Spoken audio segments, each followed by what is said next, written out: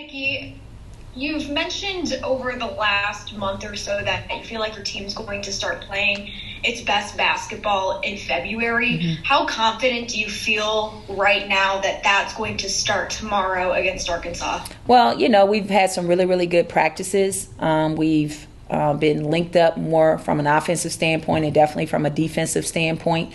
We just don't have any games underneath our belt for that. But just really been trying to stay safe and, really keep our kids, engaged in practice and, focus on the things that we, continue to have to get better at. And, so practices have been really energized. They've been really good. But again, just trying to keep them engaged, especially with not playing and seeing everybody else play.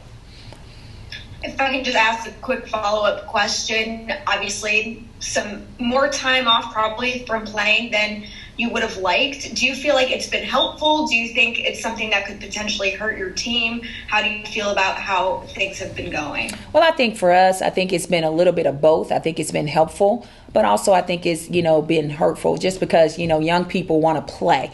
But for us as coaches, you want to get in the gym as much as possible. But now it is, continuing to keep them engaged. The good thing about it is we have been able to get in the gym. We have not been, stopped by COVID. So it is just trying to give them, more days off, keep them fresh, keep them hungry. But just, again, leading up to playing. So, tomorrow's our opportunity to play. And, hopefully we'll have a lot of carryover, from our practices, in our games. Thank you. Mm-hmm. Up next, we'll go to Ben Portnoy.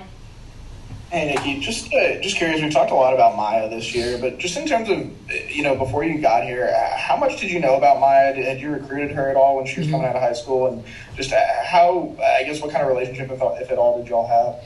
I've known about Maya just because, being, from the area, you kind of know the top prospects, and that was, my job, obviously when I was at South Carolina, knew her trainer as well as some other players that, she had trained with.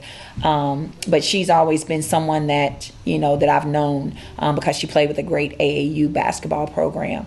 I think her hard work has paid off. She's playing with a lot of confidence. Her numbers are better. I think across the board we have some people's numbers that are better. I'd like to see us be a little bit more aggressive in getting to the free throw line, but just been really, really impressed with her coming into her own and just, leading our team and on and off the floor. And just a quick follow-up to that. I mean, obviously Maya isn't necessarily the most vocal person by nature. How do you I guess what goes into maybe coaching that into someone? And I mean, it seems like she's taken a leadership role, but is there a way that you kind of go about balancing that and trying to push someone to be more vocal, but also kind of be themselves as well? I think the biggest thing is allowing her to find her voice. When I got here, I said, you do it by example, but do people follow you, and she started building relationships with her teammates off the floor. So now they hear her voice a lot, and that's the biggest thing. Like you have to find your voice. And, whether it's in low shot clock situation or when the game's on the line, she's got to have a voice to where when she says, give me this ball, they know to get this ball to her. So I think it started with her finding her voice. And that's something that I had to make her aware of, hey, you got to find your voice, with this group. Up next, we'll go to Robbie Falk. Hey, Coach, your girls and the whole team has done a good job of staying out of COVID issues. Everybody seems to have gotten through, but y'all been hit with some bad luck with these teams that have had to cancel games, and it's really hurt y'all's progression. It seems like you haven't been able to get on the court as often. I know you can do a lot of stuff in practice, but there's really no simulation in games.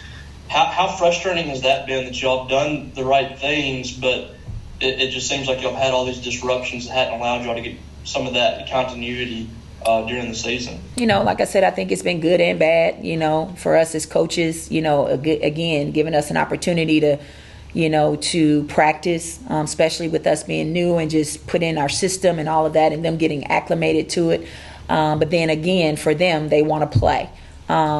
But that part is, I'm just really glad that our kids are locked into that part of it as far as doing the right things. I credit our medical staff, they continue to make sure that we're doing the right things with our mask and all of that. So, the credit, it takes a village. It really does take a village for everybody to continue to stay safe. But for us, just trying to, continue to get better in practice, keep them fresh, keep them motivated, keep them hungry, all of those things without playing game, and just letting them know, hey, we have not been hit by COVID. It's just that we've been affected by it because other teams have had to cancel. That's not our fault.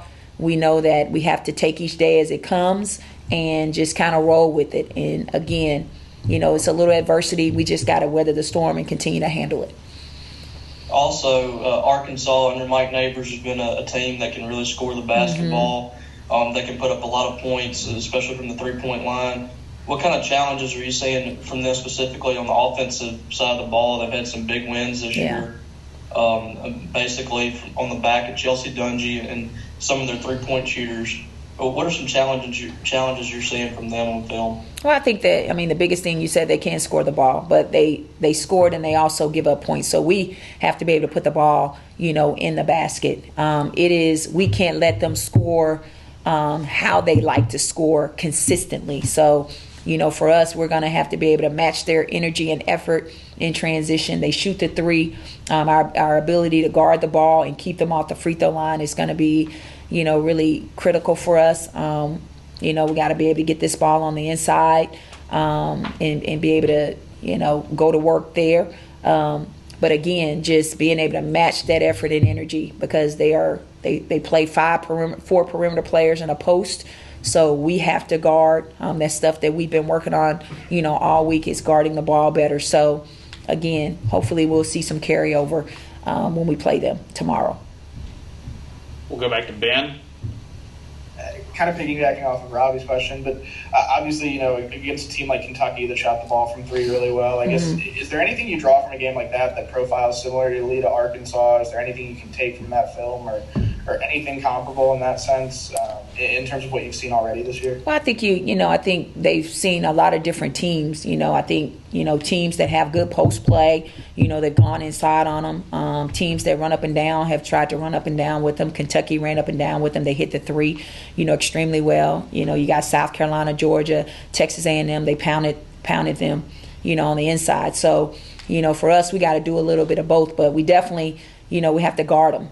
That's the biggest thing. We can't let them, get the amount of threes that they normally are getting. We can't let them get to the free throw line. We're going to have to guard. That's going to be really big for us, and we're going to have to score with them. And then a quick kind of unrelated question, but in terms of the Tennessee game, have you guys gotten any word in terms of whether that'll be made up, or what's kind of the process with that? Definitely. We're just waiting, just like everybody else.